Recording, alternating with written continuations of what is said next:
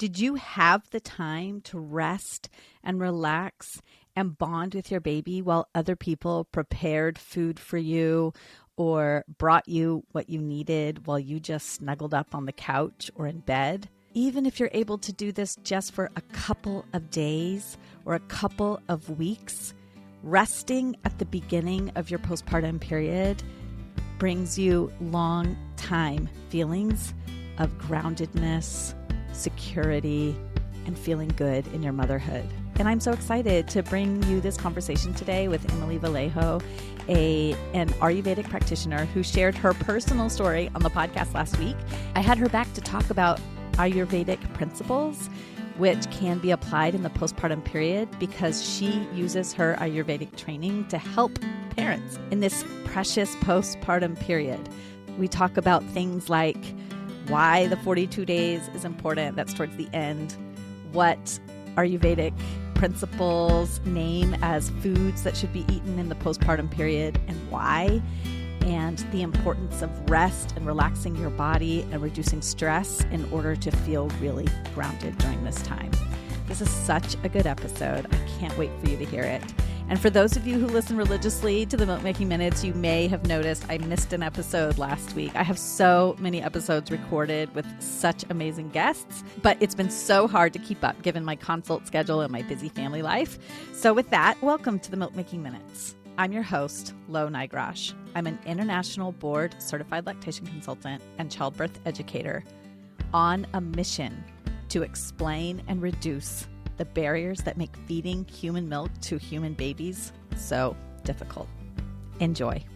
So my name's Emily Vallejo. I am the owner of Motherhood Magic, is my Ayurvedic postpartum care business. I support women and families in the immediate postpartum period, more specifically in the first 42 days, but also extended 2 or 3 years because we both know it's a season that seems to go on and on, whether we pay attention to it or not.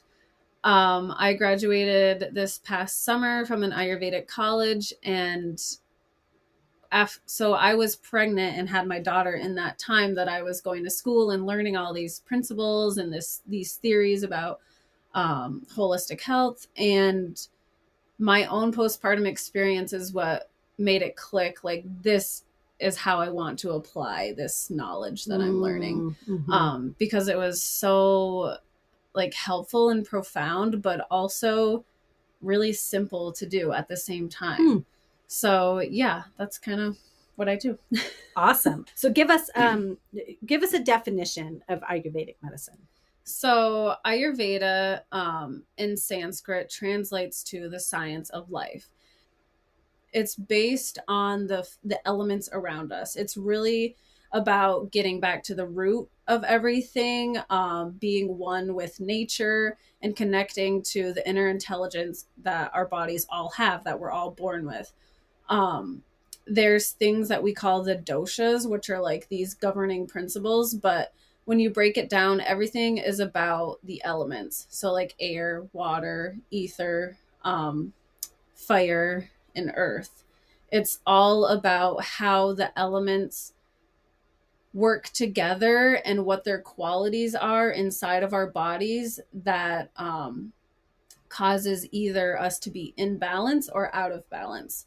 So the idea is to, if something's wrong, so to say, get to the root dosha or the root element of what's going on and fix it from that point, because when you fix it from the root, everything will fall into place on its own. You're not just putting Band-Aids on symptoms, you're finding the cause of the symptoms and you're addressing it on the deepest level that you can. So it's really individualized, which makes it really fun. You can't just tell everyone, go drink this tea, because it's not going to work for everyone. Everyone has a different constitution, different combinations of elements that they're born with. So the idea is when we go out of balance, we need to come back to our constitution, what we were born with as being balanced. Okay. So this originated in India, yes. Correct? Okay. Yep. And what kind of, you mentioned going to an Ayurvedic college, what kind of training is required to then practice? So there's no like license. There's talk of like creating legislature to have it be licensed, but then a lot of people are actually against that because they're afraid it will limit like the scope of practice. Mm-hmm. So I have a bachelor's degree in Ayurveda, and that qualifies me to practice, but it has to be in line with the state laws. So tell me, you mentioned that it was during your own postpartum experience that it kind of clicked for you, Mm-hmm. that is where, because you can help people with Ayurvedic principles through the whole lifespan. Mm-hmm. So what about your own experience made it click for you that, oh my gosh, this is where I want to focus my business and my practice? So my husband was off for 3 weeks, but I consider like my postpartum, my immediate postpartum was like those 6 weeks that everyone talks about. It was really like relaxed and blissful. It wasn't like the nightmares that everyone had warned me about, like, oh, those first 2 weeks, get ready, you're not going to get any sleep, you're going to be this and that. And for me, it wasn't. It was like exactly what I needed. It was really grounding, and I didn't feel out of control and stressed out. I felt taken care of, even though it was really just my husband and I. Mm-hmm. Together most of the time. We didn't really have that much outside help come in. It just felt right. It gave me the confidence and like support and love that I needed so that I felt like I could do anything as a mom. I know what I'm doing because I was so well taken care of in the beginning. Yeah. So what were some of the things that you were doing for yourself in that time that made you feel so supported and loved? So my main focus, because I knew it was only going to be Nick and I, was food. That was like what I prepared for the most.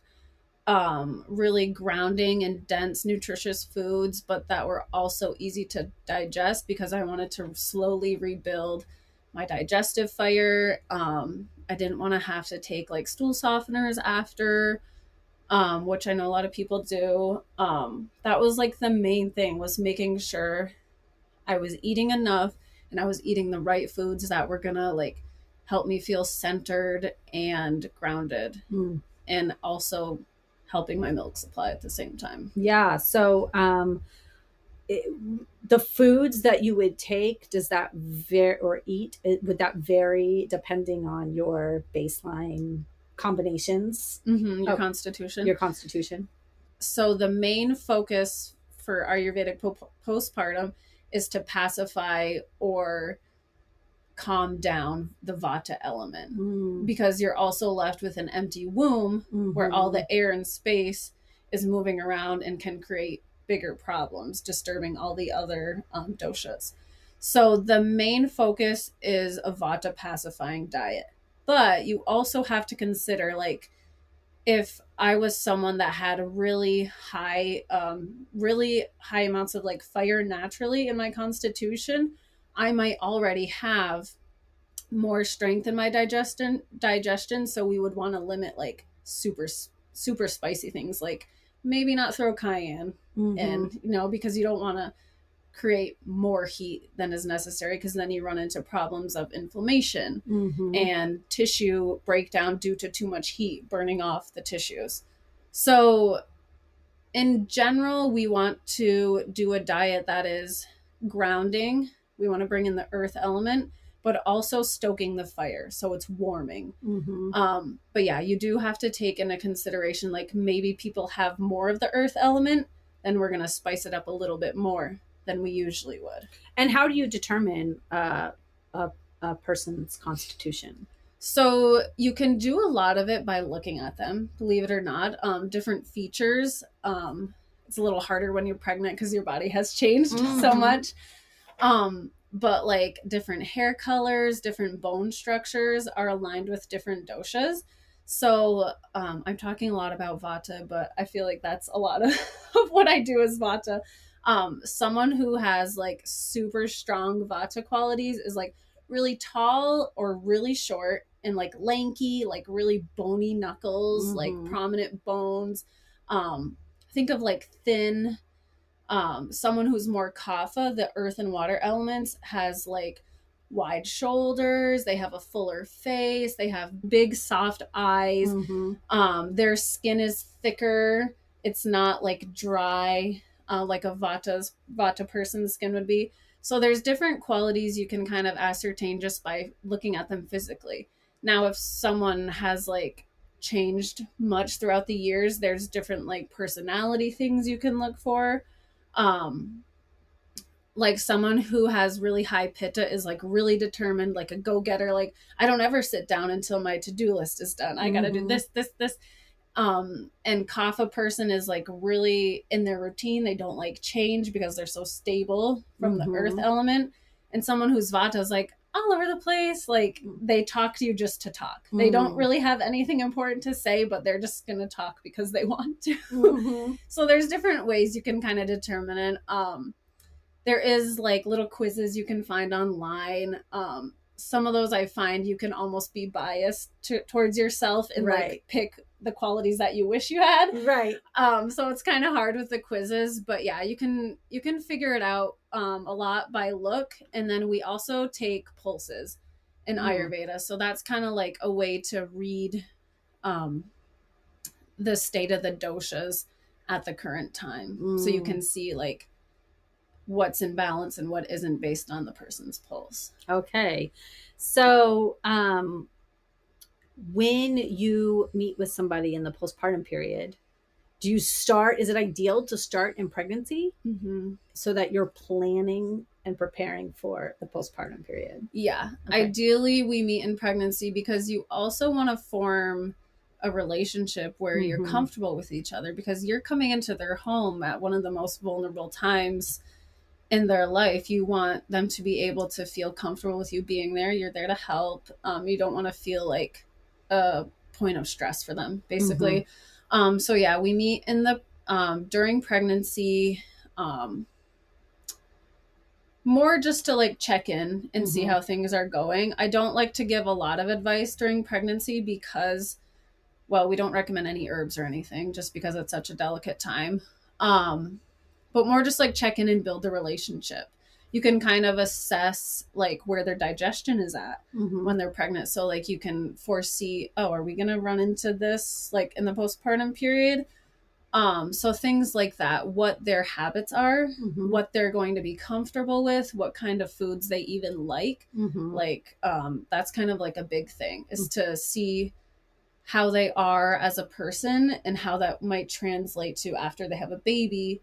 How are they now that they're taking care of another human? Yeah. So. And you mentioned preparing a lot with food. And did that mean actually like making the foods that you wanted to eat and freezing them so that it was already in the postpartum period? So I didn't choose to do that.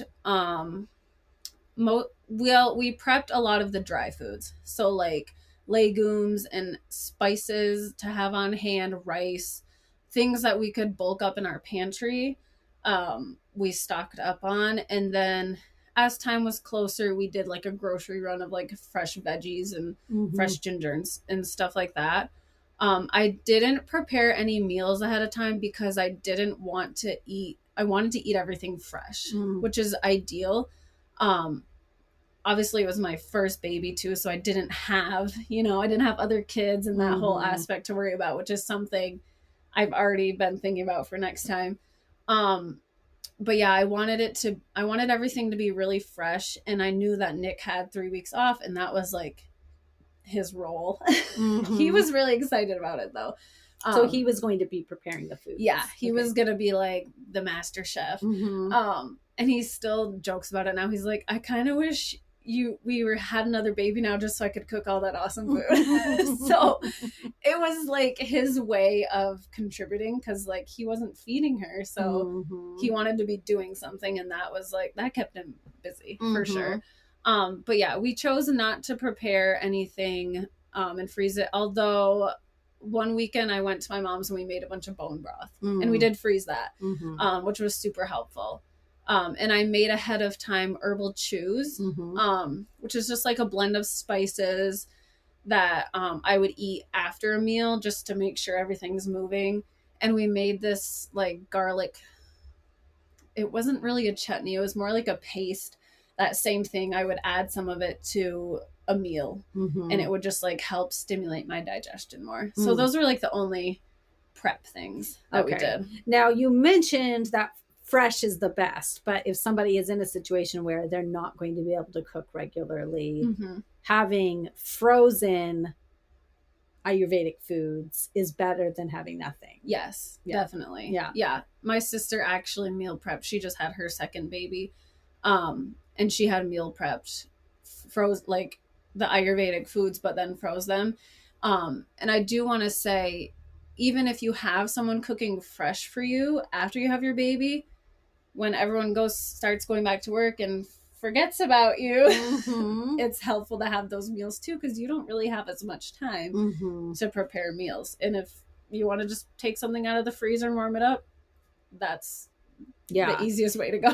And so was this for like every single meal, or were you focusing on dinners, or how did you plan out how you were going to eat foods that you knew would ground you and help with your digestion, and also recognizing that you were going to be feeding a baby every couple of hours, maybe more around the clock, and there's not a lot of time to feed yourself? So I really can't say enough how awesome Nick was, because I really didn't feel like I did any cooking those 3 weeks that he was home with us. I literally was like laying in bed or sitting in the recliner, and if he noticed that I was out of hot tea, he would make me tea.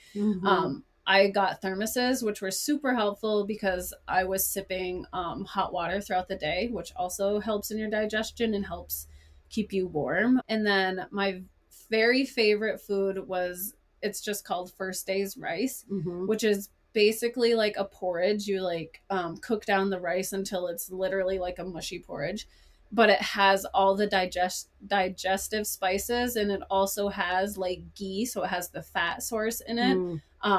And there's a little bit of sugar in it, so it's almost like a rice pudding almost. Yeah, but it's got like ginger, cardamom, turmeric, so it's like chai kind of flavors. And it smells so good, but it also is like really dense, so it fills you up, but then also is easy to digest, so at the same time you're going to be hungry a little bit later. So literally we had that in the Instant Pot for like 3 weeks straight. I still make it sometimes.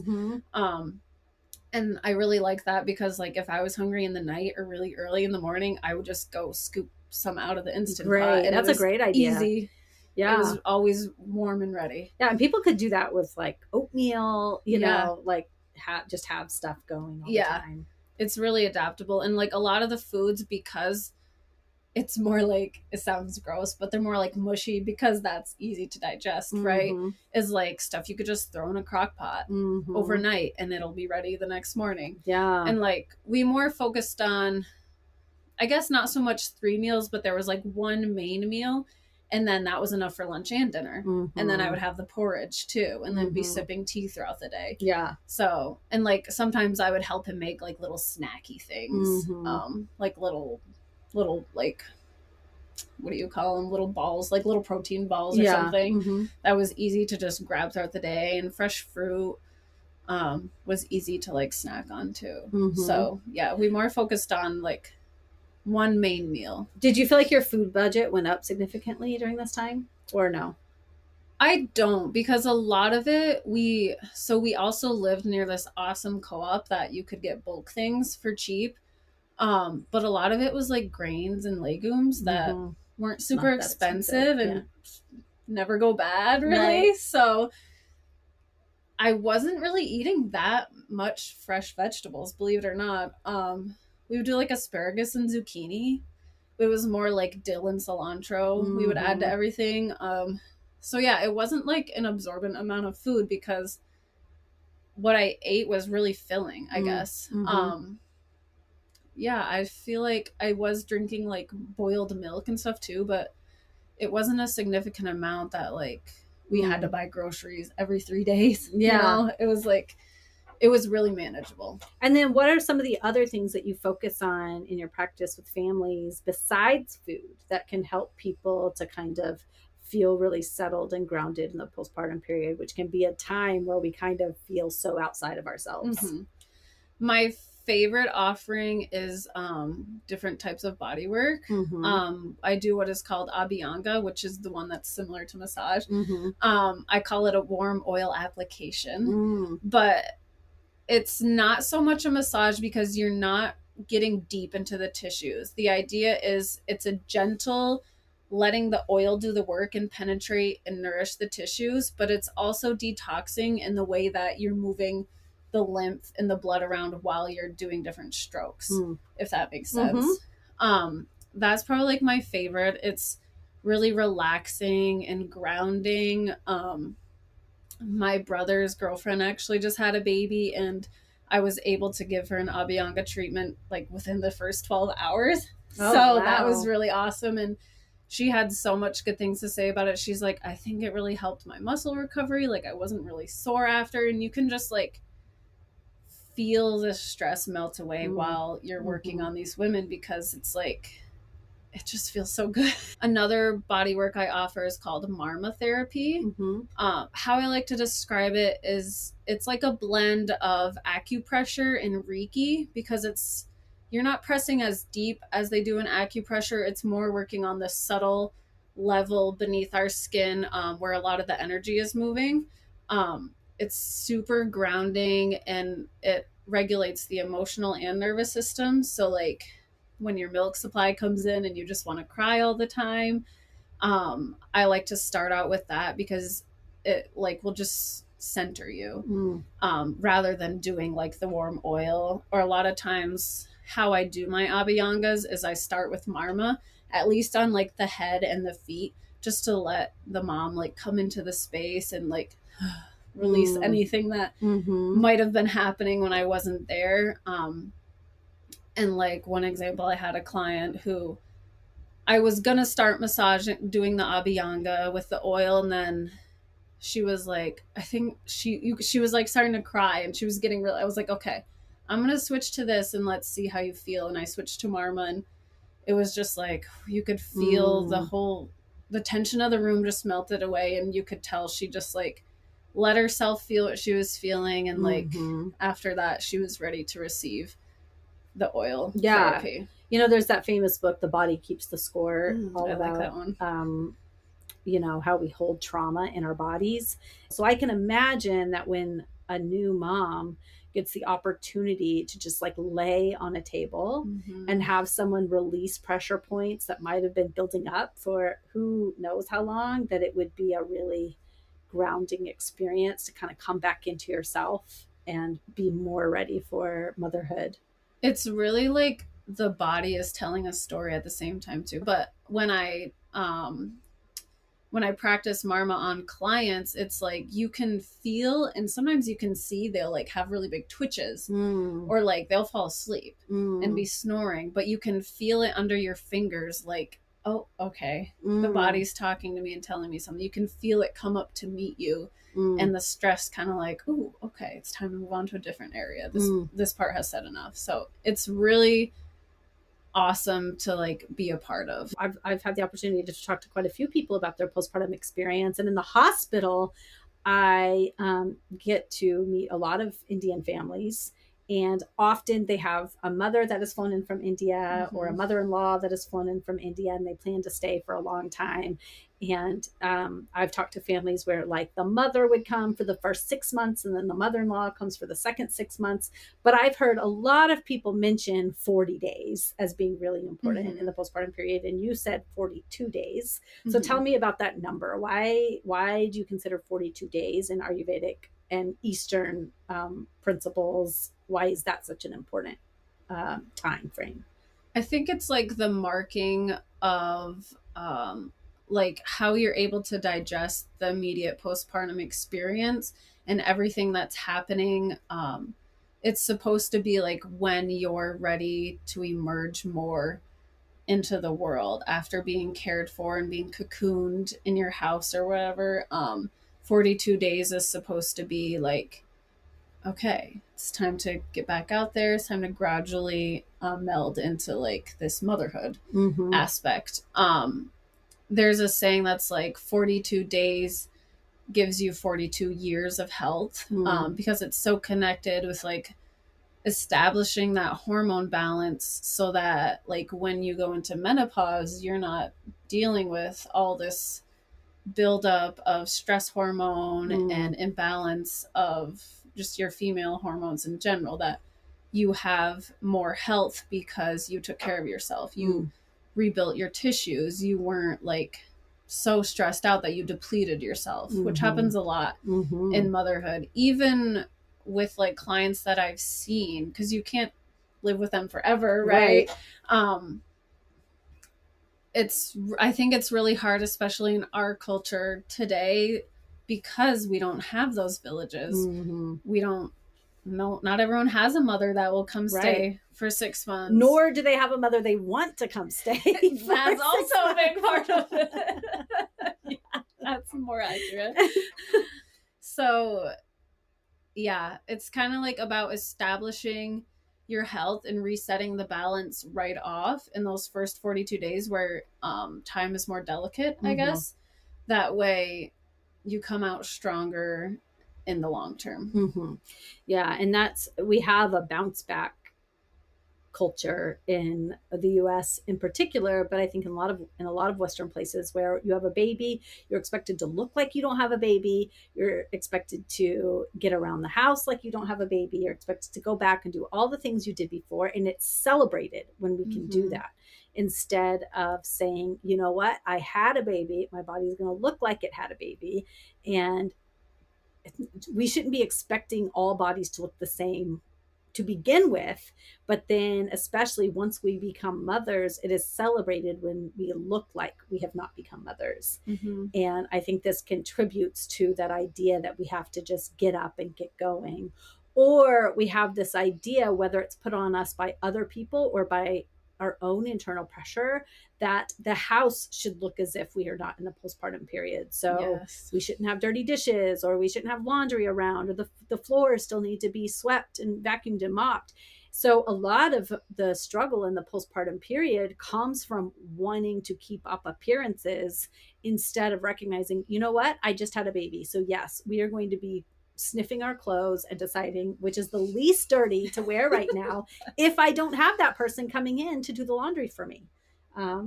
And I think if more of us could just settle into that and say, you know what, yes, you are going to walk into my house and you are going to bring me some food, and my house is going to be a total mess, and you are either going to ignore it or ask to contribute to making it better, or you're not even going to stay and you're just going to bring me food and leave, because this is the time for me to only focus on myself and my baby. Yeah, which I think definitely does not happen enough nowadays. I know, like, personally, I've seen a mom that I knew, she was like 3 weeks postpartum out at like a festival, and I was like, oh my gosh, I wanted to be like, oh my gosh, let me bring you some food, let's go back home. But then again, like, you don't know that person's personal story, so it's really weird how our culture is. It's like you said, we just have a baby and then it's like, oh, go back to life as normal. You just added a baby, who cares? You can do everything with still. No acknowledgement of all of the work our bodies put into creating this baby. And then I would be remiss if I did not ask you about Ayurvedic practices that focus on milk supply. I'll say this knowing that every culture has its own practices when it comes to like galactagogues, or what we should be eating or should not be eating when it comes to milk supply. And I always find it very interesting to hear what various cultures think about this, knowing that sometimes this is based on what foods were available when these practices came into place, and they don't always align with like evidence-based information, but I still find it very interesting to hear the guidance given by various practices. So this is just my reminder to my listeners that I'm having this conversation because I'm interested in hearing about it, not because I think you have to, as a person, apply every single thing that gets talked about. It's just something interesting to learn about. And if you think it will work for you, then great, try it. Definitely. I will also say too that there's a lot of like foods and ways to eat that Ayurveda views as supporting breast milk production, but also every person is individual. Mm-hmm. So if something's not working for you and it doesn't feel right, then it's not right for your body. In Ayurveda, there's a principle where like, yes, these are like the right foods for your constitution, so to say, and you shouldn't be eating leftovers and you shouldn't be eating this if you have this constitution. But there's also a practice that if that's what you grew up eating, your body is familiar with it and your body likes it. Mm-hmm. So it's kind of like cancels out, if that makes sense. Yeah. Mm-hmm. So the way I think about it, the way Ayurveda views digestion is the food we eat is digested and there's different agni. Agni is like your digestive fire. So then it breaks down to like the different agnis of the tissues. And one of the first ones is plasma and then blood and so on and so forth until it gets to like your reproductive tissue, which is like the last to form. Mm-hmm. So one of the byproducts of the plasma is breast milk. Mm-hmm. So the way I think about it is the food you eat is fueling that fire to digest and make plasma, which then creates your breast milk, right? It's a blood product. So you want to be eating foods that are similar to the quality of what you want to produce, I guess is what I'll say. So when you think about milk, it's heavier, right? It's warm. Breast milk is warm when it comes out. It's dense and nutritious. So you eating foods that have similar qualities can help mm-hmm. quote unquote produce more breast milk. Also foods that are just easy to digest because your body doesn't have to work as hard to create it in the first place is going to ideally help your milk supply and get your body back regulated. So that's one way I think about it. There is a lot of use of like fennel and fenugreek as spices. There's like a lactation tea that I can suggest to people that is like fennel and fenugreek. I know fenugreek is more controversial because some people say it tanks their milk supply. Yeah, especially if you have any thyroid disorders, it can actually have the opposite effect. Yeah. It's why it's important to work with like a practitioner, an IBCLC, or somebody who's familiar with galactagogues. And I will say that the biggest way to increase your milk supply is to remove milk. Exactly. There's no food that is going to make up for not removing milk frequently enough for your baby. Yeah. And I think the Ayurvedic perspective, from my opinion anyways, is that the idea is to relax the environment in general and reduce stress for the mother so that her only job really is to feed her baby. Like she shouldn't have to be worrying about everything else. So the food that she's taking in is creating the milk and the baby's removing it, and it's all a cycle, right? It like feeds like. So if she's taken care of, then her baby will also be taken care of because stress plays a lot into it too. Well, I've mentioned this in other podcasts, but it's been a while, so I'll say it again. Oxytocin is the hormone which releases milk. But if we have stress hormones flowing, that directly counteracts the oxytocin. So a lot of times if somebody's really stressed out, they will feel the milk in their body and they won't be able to get it out. And it's because they have so much stress that their pituitary gland will not release oxytocin, which releases the milk. So decreasing stress in the postpartum period is highly effective at helping people to have a robust milk supply, because then they can release the milk, and the more they can release the milk, the more milk their body will make. Yeah. I think one of the main focuses in my practice too is like that bonding that happens too between mom and baby, also partner and baby too. I can teach an infant massage to clients where like if the partner wants to get more involved and have that time, personal time with the baby, it allows for everyone to just kind of meld together a lot easier. Yeah. So I love that, because often partners, you hear people say time and time again, I want to pump so I have milk so my partner can bond with the baby. Yeah. And I always say, let's think about all the care tasks that the baby needs. There's bath time eventually. There's like times where they need to be soothed and put down when breastfeeding isn't doing it. There's walks, going outside. There's time in the carrier. There's massages. There's oral motor exercises that can be done with your finger to improve oral motor function. So there's lots of tasks. So if feeding belongs to the person who has the milk, then let's talk about what are the tasks that the partner can take on, and that is just theirs. And for instance, in my family, my husband always did bath time with our infants, and that was like their time of bonding, caretaking, and he didn't feel the need to have to contribute to feeding because he had his thing. Yes, exactly. And when I talk to families about this, I say, but listen, you cannot control how that time goes, because as moms, we tend to want our partners to do things the way that we would do them instead of letting them establish their own rhythm. Yep. And if you married this person, then and you had a child with them, then hopefully you trust them enough to say, even if it's not the way I would do it, it will work. Exactly. And even if you don't trust them enough and there's a divorce in the future, well, they're going to be spending time with the child on their own without you. So either way, it's going to have less tension in the family to let them do it the way they want to do it. Yeah. So not hovering over them, not giving them a list, not telling them do this first and that first and this, but actually like just letting them figure it out. And I love that you can come into a family and say, this is a type of infant massage, I'll teach it to both of you. And that is a great way for the partner to bond the baby. Yeah, it is. And it's almost soothing for the baby and whoever is doing the massage, because you're like really in tune with them. You're watching their cues. Do they like it? Do they not like it? What happens when I rub their feet? Do they like smile or giggle, or do they kind of stray away? So you're kind of like, you're getting to understand and listen to your baby on a deeper level than just like, are they crying or not? So that's one aspect that I really like too.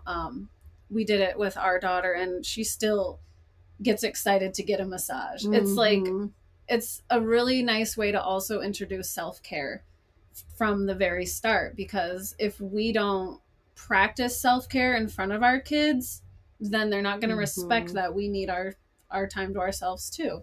So I like that aspect of it too. Yeah, I love that. I used to get annoyed when I would be like rubbing my kids' backs, and they'd be like, oh, don't do it there, do it here. And I'd be like, I'm rubbing your back. But then I realized that this helps to teach consent and pleasure and communicating with somebody about what does feel good and what doesn't, so that as they get older, they feel they have the right to say, oh, that feels good, keep doing it. Or, you know what, stop, that doesn't feel good. And that will be great for all of their relationships, but in particular their romantic relationships. If they feel like they can tell people what feels good and what doesn't, that's going to go a long way.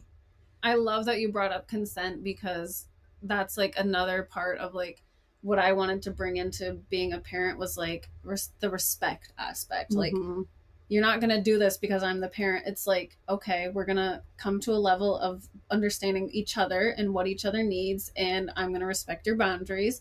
And massage is like such a great way to do that, because you're leaning into the cues. You can an infant, believe it or not, even just a 10-day-old infant will tell you if they like it or not. Yeah, you can understand by the faces if they're not making eye contact with you. So yeah, I like how you brought up consent, because that also rings true. Yeah, I teach that a lot when I'm teaching oral motor function exercises, like, because you have to go inside the baby's mouth. But I always tell my parents, ask permission. Ask, can I come into your mouth? And if they have their mouth shut, they don't want anything in their mouth. And I'm not going to force my finger in there. I'm just going to say, well, now's not the time. They're telling me no.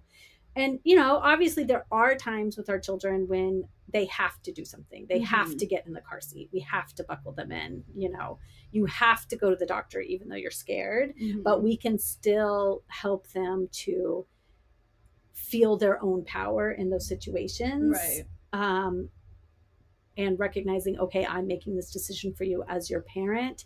And like, I recognize that you're telling me you don't want to do it, and that, you know, you're unhappy about this. Yeah. Like, and I think just being heard yeah, as a child is like, yeah, is almost enough sometimes. Yeah. Just to know that you heard them. right. And go from there. Yeah, exactly. Well, is there anything else that you want to bring up about your Ayurvedic medicine or your practice that you feel like listeners need to hear when it comes to milk supply or the postpartum period? I think it's important to know to take it easy. Like, yes, there's all these things you can do to prepare, and there's like the perfect way to have a postpartum season go the right way. But when it comes down to it, if there's even just one thing you can do that will make you feel better and ease your burden, then just focus on that. It shouldn't be a time where like, I gotta do this and this and this because otherwise my postpartum's not gonna go good. It's like, pick just one thing. If that's all you can focus on, pick one thing. Drink hot water throughout the day. I Pick just love that. one thing to focus on, and if you do it, cool. You did that one thing. That's awesome. If you don't, it didn't happen, and you can always try again if you want. Right. So yeah. I guess that would be my leaving advice. Right. I love that. So, you know, whether it's you want to focus on the food, or you want to focus on having the hot water, or you want to focus on relaxing your body, or you want to focus on sitting in one place and not doing a lot of movement, even if that means the food's not going to be ideal because there's not somebody else to prepare it. Right. You don't have to do it all to have an improved postpartum experience using the principles. So if people are interested in learning about Ayurvedic medicine as it pertains to the postpartum period, where do you recommend they go? So there's a lot of sources online. There's actually like a separate little school I attended called Sacred Window Studies. They have a lot of awesome resources. They have a cookbook also that is like, I still eat recipes out of there now. Yeah, I would recommend Sacred Window Studies. You can always Google search like it's Ayurdoula. A lot of people who specialize in postpartum Ayurvedic practices call themselves Ayurdoulas, just because, you know, you're caring for someone with the Ayurvedic principles. So I would suggest that. Yeah. Okay, great. And then where can people find you? So I have a website. It's motherhoodmagicayurveda.net, but I'm also on Facebook and Instagram. Instagram, I'm Motherhood Magic Ayurveda, and Facebook is just Motherhood Magic. Great. But I also will be, this is new and exciting, having a space in town in Orange coming up. Wow. Yeah, one of my friends is opening up a space for practitioners, so I'm going to grab a day a week to start and see where that goes. So. That's amazing. Cool. I can't wait to hear more about that. Awesome. Well, thank you so much for coming to share both your personal story and how it impacted your practice and how you suggest that people care for themselves in the postpartum period. Thank you. This was a lot of fun. Yeah, it really was. I learned so much in this conversation about Ayurvedic principles and how they get applied in the postpartum period. As I mentioned throughout the episode, I have had the opportunity to work with quite a few families from Eastern cultures, from India, and although they may not be specifically using Ayurvedic principles, many of the ideas that these families share about how they are going to rest and heal in the postpartum period are very similar. So it was really enlightening for me to hear specifically about how these principles are taught to practitioners and how they use them with clients in their everyday life. Emily is such a joy. When you're around her, you feel grounded and you feel good about yourself. So if you are local and would love in-person support from Emily, please reach out. Go to her website. It'll be linked in the show notes. If you aren't local, she can work with you virtually. And she can do this by helping you prepare for your postpartum period. Or if you're already there, reach out to her and she can help you figure out how you make your postpartum period a little bit easier if you're struggling already. And if you are really struggling with breastfeeding, milk supply, pumping, don't struggle alone. I would love to be the person that helps you feel better about your baby feeding experience. And I do this through deep listening, individualized plans and communicating throughout the trial period to see if what we have decided to try will really work for you. So if you would like in-person or virtual support, please reach out to me. I am so happy to help people who are struggling or just have concerns they haven't been able to feel good about, or just need reassurance that things are going okay. Can't wait to see your name pop up in my inbox.